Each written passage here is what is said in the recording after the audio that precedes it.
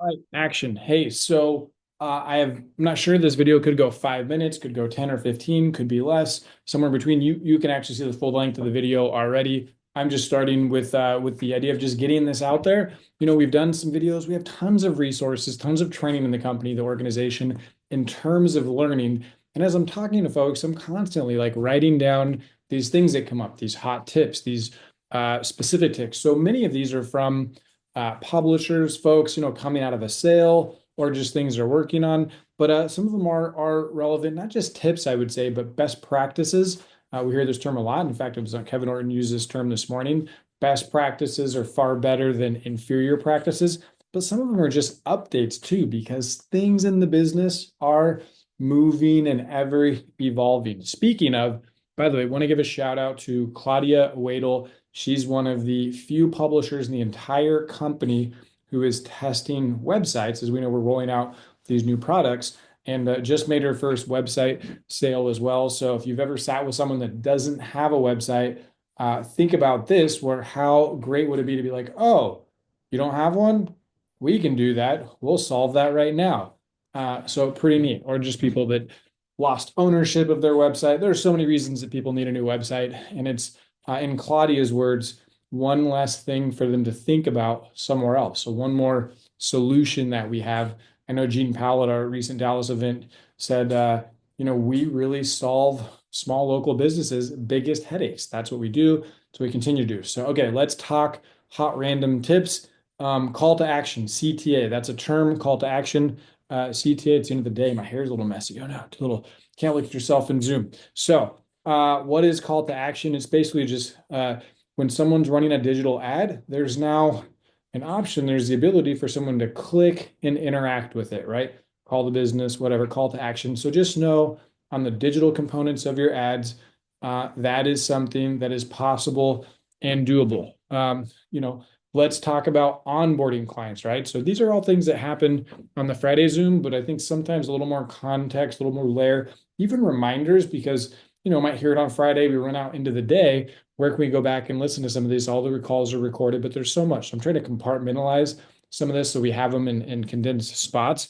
But how do I know if my client is on board, right? So currently, and they're getting pretty close to rolling out some new software, not new software, but with our existing software to help us better track if a client has been onboarded.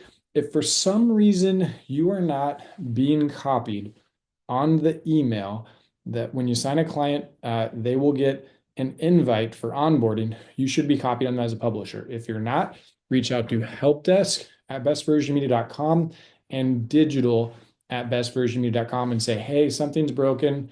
How do I make sure that I'm getting the emails for my clients when they are getting invited to being onboarded?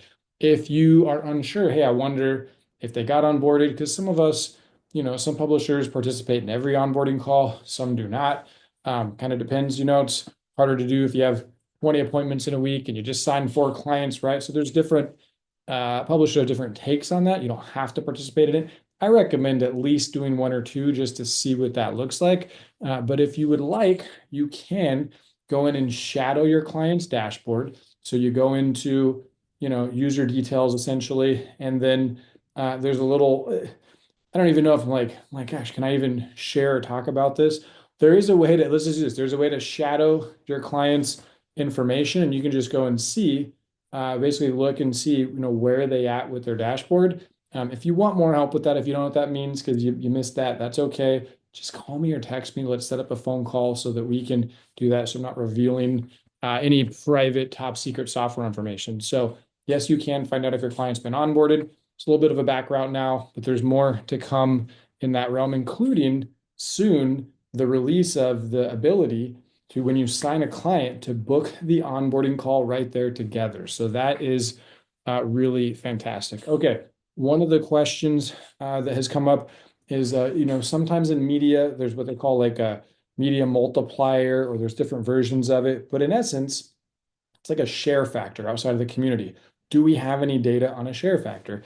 The answer is no. You could use traditional media multipliers for the magazine, but I think that that would be hard to gauge or hard for us to figure out. So we don't use anything that is just like a random traditional number that doesn't have relevance or strong data behind it. I will say anecdotally, I know from being a publisher and from talking to so many publishers over time, there are many stories of things like someone sitting in their house, reading a BVM magazine, taking a photo of it, sending the photo to their friend, asking for extra copies for events, taking their copies to coffee shops to share with friends, girlfriends, whoever, people from other communities. So yes, not just the people that receive our magazines to it, but there is a share factor that amplifies more readership, more exposure for these businesses outside. I know from personal experience. I mean, many of you that are in print have witnessed this, where if somebody asks a resident, for a referral, like, hey, by the way, do you know anybody? Or I'm working on looking for a landscaper, they will go to their magazine and share that with people outside of the community, right? So that's pretty cool. Very important to understand in terms of what we do and the impact it has. So there you go. Here's another hot tip in a meeting: protecting your magazine. What does that mean? I know that I've probably made this mistake. Many folks have. But when you're thinking about presenting, it's a great idea to keep your Mayberry publication in like a plastic sleeve in your bag or whatever you're using, backpack bag, and not just lay it out on the table with everything. And you just want to pull that out when it's time for the magazine tour. Otherwise, it can be very easy for someone to snatch it, try to open it, and sort of hijack your process of your presentation. Sometimes that's the hardest thing to do when you have someone with a very strong personality, is just to maintain your process and manage working with them. So protect your magazine, keep it hidden, and just reveal it at the right time. It's a magical moment. So there you go. Dashboard video walkthrough, hot tip. One thing you can do if you haven't figured this out, we did a Zoom yesterday morning, Tuesday morning, and as I was doing the presentation, I started talking faster than the video was going. And it reminded me, oh yeah, you can actually speed up or slow down the dashboard video. So what do we do on the dashboard video? It's silent on purpose, right? I think we understand that at this point. We're really just describing what's on there. But if you've done it a few times, you might go, gosh, I can describe this thing, I can tell them what's coming next. And so you can speed it up. There's a bottom right, there's a playback speed button. You can do that, make it go a little bit faster to keep up with your speed, or maybe you just want to share less. Maybe you're like a less is more person in terms of words, but you have control over the playback speed of the dashboard video. So there you go. Hot tip. Something else, quick reminder, this comes up a lot when somebody wants to do something, when they would like to purchase an ad for a future month, or they know their budget frees up on a future month, as long as the magazine is in print, you can put an ad in that. When you go to sign it, you just change the month. So businesses can reserve their spot in a future edition, right? They don't pay anything up front. Their billing date's not going to be until the billing cycle, the deadline date before that month. For example, if your billing date, your print deadline is the 10th of each month, and they're signing up for June, the June edition, then they're going to go with May 10th, right? That kind of varies depending on their deadline, but those of you in print understand the deadlines and the processes. But same thing for flip magazines as well, too, right? So there you go. There's that. What do we got here? This one's from Richard Florin. Richard, you get a special shout out. Wins my heart over when he talks about language, the difference between discount and incentive. So this is one of those personal preferences that I'm a huge fan of, that Richard talks about a lot. And he said that, he's like, I don't like the word discount. I like the word incentive. And I'm like, man, I totally agree with you. So when we think about discounts, another way to think about them is as an incentive. And he used the example of, discount is Walmart. Not that there's anything bad with Walmart, it's just different, right? And incentive is more like Nordstrom. So I'm like, hey, that's a pretty great way to think about it. So we are definitely more of a Nordstrom's, more of the Ferrari for advertising. So you don't necessarily go into a Ferrari dealership looking for discounts, but maybe there's some incentives to help you walk off the lot with that. So something to think about in terms of first appointment incentives and how we have our pricing structured. I hope I wrote this down right. Slide number 5. I think it's slide number 5, but if you go to the talking points, you can find out. It's a slide where we talk about new print, the one with the red text. there's some language in the talking points that is being revised. It's a little bit 2 years ago, 1 year ago, and we need to change it. So I want to share that with you. We had like 30 people on the Zoom yesterday morning, so I talked about it there, but it's worth reminding that when we're talking on that slide about the integrated approach, it's not the slide where it says multi-channel approach. It's a slide where we talk about having an integrated approach, being the Facebook of print, new print, that area. There's a phrase where it says, and now we've added digital. Get rid of the idea of added. All that will do is actually create an objection or create the thought process of now we're adding a product onto something. But you all know that's not what we do. We have solutions. We have an offering. We have one offering. We have, really exclusive access to the community, and that comes in the form of these bundled offers that we have. So it's all a bundled program. It's not, do you want print and digital? We're not adding avocado to anything. It's all just one burrito. If people want to take things off the burrito, the burrito comes as is. But if they go, by the way, I don't want any tomatoes, can you take it off of there? Sure, we can do that, so that's fine. But start with the whole burrito, the whole enchilada. Don't try to add things to it, just make it as is. And if they want to reduce, eliminate, or change things, you can do that. But save that for custom solutions, right?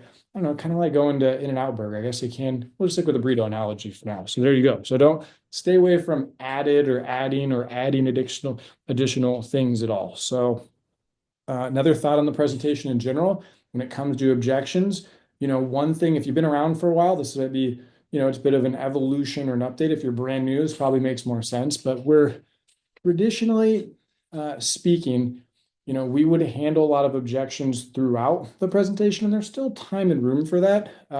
But most of the things that come up in regards to our online presence or digital products or technical things, we're finding we're not spending a lot of time on that, right? If somebody says, hey, I'm already doing digital, or I already do these things, glad you're doing that. It's fantastic. All of our offerings come, group together.